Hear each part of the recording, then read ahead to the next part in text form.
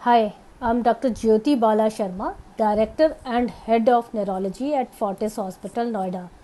आज हम multiple sclerosis के बारे में बात करेंगे।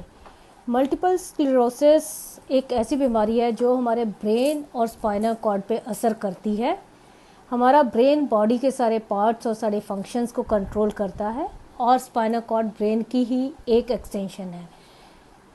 ब्रेन बॉडी के पार्ट्स को कंट्रोल करने के लिए इलेक्ट्रिक सिग्नल्स भेजता है। ये इलेक्ट्रिक सिग्नल्स नर्व फाइबर्स के थ्रू जाते हैं ब्रेन से बॉडी पार्ट तक, और ये नर्व फाइबर जो इलेक्ट्रिक सिग्नल्स लेके जाते हैं इनके आसपास एक प्रोटेक्टिव कवरिंग होती है जिसे हम माइलिन शीथ कहते हैं। ये माइलिन शीथ इलेक्ट्रिक वायर्स की इंसुलेशन की तरह काम करती है और इसकी वजह से ब्रेन से बॉडी पार्ट तक करंट बिना किसी शॉर्ट सर्किट के आराम से पहुंच जाता है। मल्टीपल स्क्लेरोसिस में हमारी बॉडी का जो इम्यून सिस्टम जिसे बैक्टीरिया या वायरसेस के अगेंस्ट काम करना है, वो बैक्टीरिया या वायरसेस और माइलिन शीथ के बीच में फ़र्क नहीं कर पाता है और माइलिन शीथ के अगेंस्ट अटैक कर देता है, जिसकी वजह से माइलिन शीथ उतरने लग जाती है और ब्रेन से बॉडी के पार्ट तक करंट सही से नहीं पहुंच पाता है, जिसकी वजह से वो पार्ट बॉडी का सही से काम नहीं कर पाता है।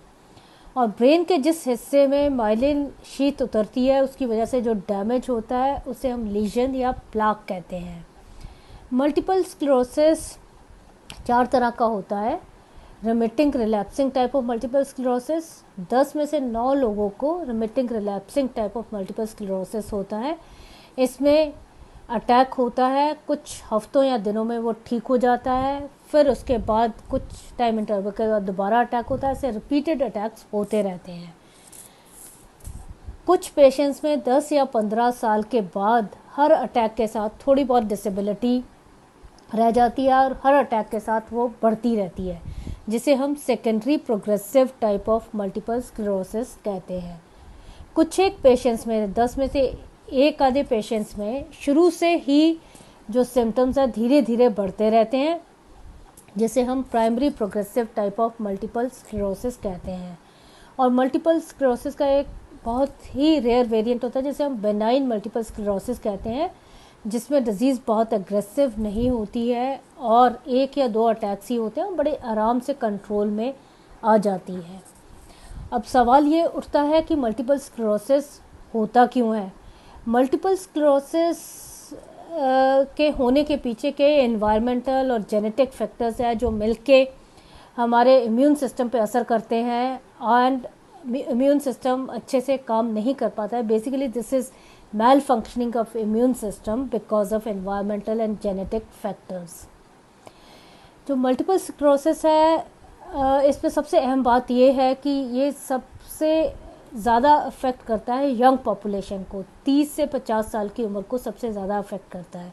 हालांकि ये बच्चों या बड़ों में भी हो सकता है, और अगर हम मेल्स और फीमेल्स का देखें, मेल्स और फीमेल्स में से फीमेल्स को ये ज़्यादा अफेक्ट करता है।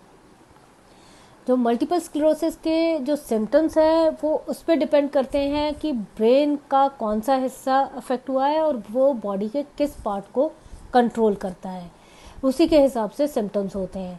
जो मल्टीपल स्क्लेरोसिस के जो कॉमनली सिम्टम्स देखने को आते हैं, बहुत ज़्यादा थकान होना, शरीर के किसी एक हिस्से का काम करना कम कर देना या किसी हिस्से में नमनेस आ जाना, चलने में लड़खड़ाहट होना या पैरों में स्टिफनेस आ जाना, टांगों में स्टिफनेस आ जाना, यूरिन पे कंट्रोल कम हो जाना, दिखाई देने में दिक्कत होनी या धुंधला दिखाई देना या 1 के 2 दिखाई देने, ये सब मल्टीपल स्क्लेरोसिस के सिम्टम्स हो सकते हैं।